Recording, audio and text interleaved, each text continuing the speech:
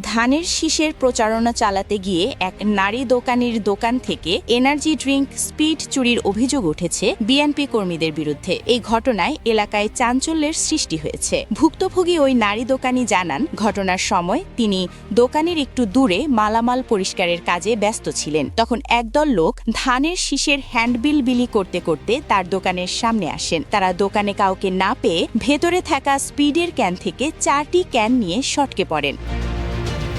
দোকানি বলেন, আমি তো দোকানের ওপাশে মালামাল পরিষ্কার করছিলাম। হঠাৎ এসে দেখি স্পিডের ক্যান খোলা। পরে দেখি 4টা ক্যান নাই। ওরা ধানের শীষের হ্যান্ডবিল দিয়ে যাওয়ার সময় এই কাজটা করেছে।